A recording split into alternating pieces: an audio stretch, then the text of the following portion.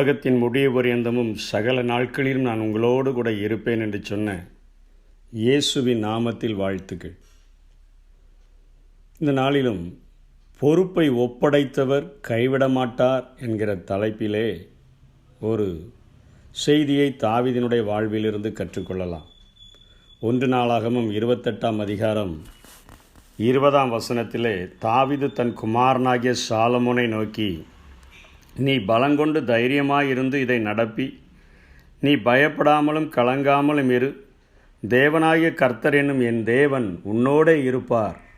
கர்த்தருடைய ஆலயத்தை கட்டுகிறதற்கடுத்த சகல கிரியைகளையும் நீ முடித்து தீருமட்டும் அவர் உன்னை விட்டு விலகவும் மாட்டார், உன்னை கைவிடவும் மாட்டார் என்று ஆண்டவரை குறித்து ஒரு காரியத்தை கற்றுக் கொடுக்கிறதை பார்க்கிறோம். ஆண்டவர் நமக்கு ஒரு பொறுப்பை கொடுப்பார் என்று சொன்னால் அவர் அதை செய்து முடிக்கிற வரையிலும் உலக மனிதர்களைப் போல வாக்கு கொடுத்துவிட்டு பாதியில் விட்டு விடுகிறவர் அல்ல. அதை முடிக்கிற வரையிலும் உன்னை விட்டு விலகவும் மாட்டார், உன்னை கைவிடவும் மாட்டார் என்று சொல்லி தாவீது தன்னுடைய அனுபவத்திலிருந்து சாலமோனுக்கு இந்த காரியத்தை கற்றுக் கொடுக்கிறதை பார்க்கிறோம். நான் இளைஞனாயிருந்தேன், முதிர் வயது உள்ளவனும் ஆனேன்.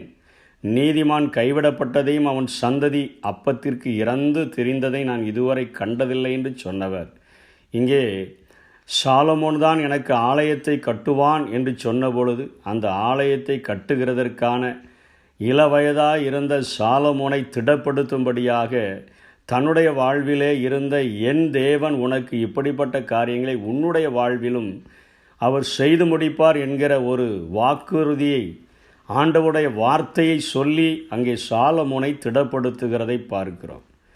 இன்றைக்கும் சரீரமாகிய சபையாக அழைக்கப்பட்டிருக்கிற நாம், நீங்களே அந்த ஆலயம் என்று ஆண்டவர் நம்மை அழைத்திருக்கிறாரே. உலகத்திலே வந்து எந்த ஒரு மனுஷனையும் பிரகாசிப்பிக்கிற அந்த ஒளியாக வந்த ஒரு ஆண்டவர், அவரை நோக்கி அவர்கள் பார்த்து பிரகாசம் அடைந்தார்கள் என்று சொன்ன அந்த வார்த்தையை நம்மிலே நிறைவேற்றுகிறதற்கு, நம்முடைய சரீரத்தை பரிசுத்த ஆலயமாக மாற்றுகிறதற்கு அவர் இன்றைக்கும் நம்மோடு கூட இருந்து நம்மை விட்டு விலகாதவராக, நம்மை கைவிடாத தேவனாக இருக்கிறார் என்பதை நாம் புரிந்து கொள்ள வேண்டும் என்று வேதம் நமக்கு கற்றுக் கொடுக்கிறது. நம்மளை அழைத்தவர் உண்மை உள்ளவர், நம்மை பரிசுத்தப்படுத்தும்படியாய் அழைத்தவர், நான் பரிசுத்தராய் இருக்கிறது போல நீங்களும் பரிசுத்தராய் இருங்கள் என்று சொன்னவர், நம்மை பரிசுத்தப்படுத்துகிற வரையிலும், மாசில்லாதவர்களாய் மாற்றுகிற வரையிலும், வலுவாதபடி நம்மை காக்கவும், தம்முடைய மகிமையுள்ள சன்னிதானத்திலே மாசற்றவராய் நிறுத்தவும் வல்லமையுடைய ஒரு தேவன் நம்மையும் முழு பரிசுத்தத்தோடு கூட தேவனிடத்தில் ஒப்பு கொடுக்கிற வரையிலும் நம்மை இன்றைக்கும் கைவிடாமல் நடத்துகிறதற்கு உண்மையுள்ளவராய் இருக்கிறார் என்று என் வேதம் கற்றுக் கொடுக்கிறதை பார்க்கிறோம். மோசேயினுடைய வாழ்விலிருந்தும் ஒரு காரியத்தை கற்றுக்கொள்ளலாம். உபாகமம் 31ஆம் அதிகாரம் 7ஆம் வசனத்தில் மோசே யோசுவாவை அழைத்து, இஸ்ரவேல் எல்லாரும் பார்த்திருக்க அவனை நோக்கி, பலங்கொண்டு திடமனதாய் இரு. கர்த்தர் இவர்களுக்கு கொடுப்பேன் என்று இவர்களுடைய பிதாக்களுக்கு ஆணையிட்ட தேசத்துக்கு நீ இந்த ஜனத்தை அழைத்து கொண்டு போய் அதை அவர்கள் சுதந்தரிக்கும்படி செய்வாய். கர்த்தர் தாமே உனக்கு முன்பாக போகிறவர், அவர் உன்னோடே இருப்பார். அவர் உன்னை விட்டு விலகுவதும் இல்லை, உன்னை கைவிடுவதும் இல்லை. நீ பயப்படவும் கலங்கவும் வேண்டாம் என்றான். மோசே யோசுவாவுக்கு சக ஊழியனுக்கு ஒரு உண்மையை கற்றுக் கொடுக்கிறதை பார்க்கிறோம். அங்கே தாவீது தன்னுடைய மகனாகிய சாலமோனுக்கு ஆலயம் கட்டுகிற பணியிலே ஆண்டவர் உன்னை விட்டு விலக மாட்டார் என்று கற்றுக் கொடுக்கிறார். இங்கே மோசே 20 லட்சம் ஜனங்களை வனாந்தரத்திலே வழிநடத்தி வந்து எகிப்தினுடைய அடிமைத்தனத்திலிருந்து அவர்களை விடுதலை செய்து வனாந்தர வாழ்விலே அவர்களை வழிநடத்தி அவர்களுக்கென்று ஒரு ஆழமான எண்ணத்தை மோசே பதித்திருக்கிறார். பாலும் தேனும் ஓடுகிற கானான் தேசத்திற்கு நாம் கொண்டு போய் சேர்க்கிற வரையிலும் அவர் நம்மை விட்டு விலகவும் மாட்டார், நம்மை கைவிடவும் மாட்டார் என்கிற ஒரு உறுதியான வாக்கு தத்தத்தை கொடுத்து வழிநடத்தி வரும்பொழுது தன்னுடைய சக ஊழியனாகிய யோசுவாவுக்கு இந்த காரியத்தை சொல்லி கொடுக்கிறதை நாம் பார்க்கிறோம். இன்றைக்கும் பாவத்தினுடைய அடிமைத்தனத்திலிருந்து விடுதலை பெற்று வனாந்திர வாழ்க்கையாகிய இந்த உலக வாழ்க்கையிலே நாம் நடந்து வரும்பொழுது நம்மை தேற்றுகிற ஒரு வாக்குத்தத்தம், இந்த உலகம் நமக்கு சொந்தமல்ல, வரப்போகிறதையே நாம் நாடுகிறோம். இந்த கூடாரம் இது ஒரு கூடாரம், இது நிலையான ஒரு கூடாரம் அல்ல. வரப்போகிற அந்த பரலோக ராஜ்ய வாழ்வு, அந்த பரம கானானுக்கு நேராக நாம் டிராவல் பண்ணி கொண்டு இருக்கிறோம். அப்படிப்பட்ட வாழ்க்கைக்கு நம்மை அழைத்த ஒரு ஆண்டவர், நம்மை தெரிந்து கொண்ட ஒரு ஆண்டவர், நம்மை நீதிமான்களாய் மாற்றியிருக்கிற ஒரு ஆண்டவர், அந்த பரம கானானாகிய பரலோக ராஜ்யம் சென்று அடைகிற வரையிலும் நம்மை விட்டு விலகுவதும் இல்லை, நம்மை கைவிடுவதும் இல்லை என்பதை இந்த மோசே சொல்லிக் கொடுத்த காரியத்திலிருந்து கற்றுக்கொள்ளலாம்.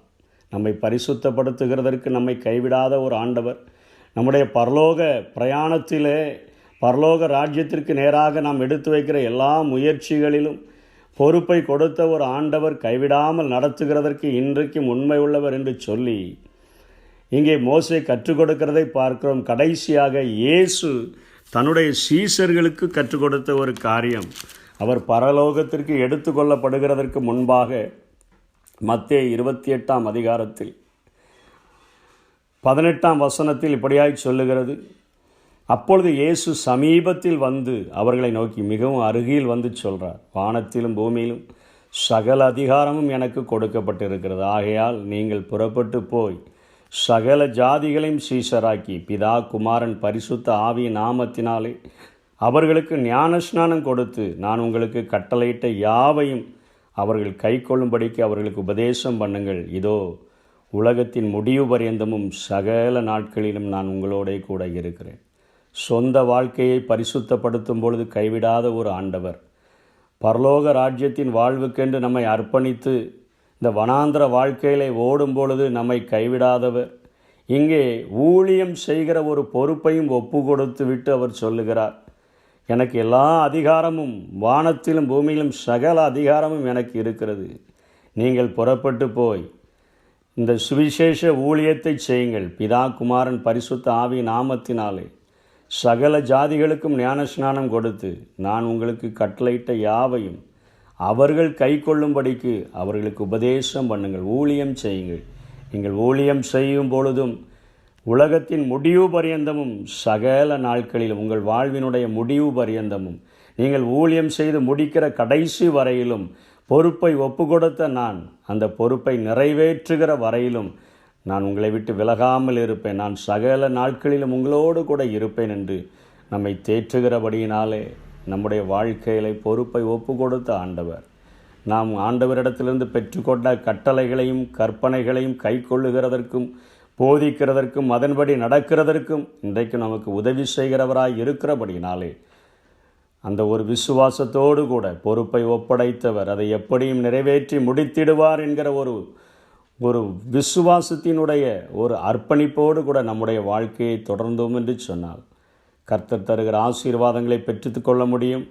இந்த உலகத்திலே ஒரு வெற்றி உள்ள வாழ்க்கையை வாழ முடியும். அப்படிப்பட்ட கிருபைகளை தேவன் தாமே தந்தருள்வாராக.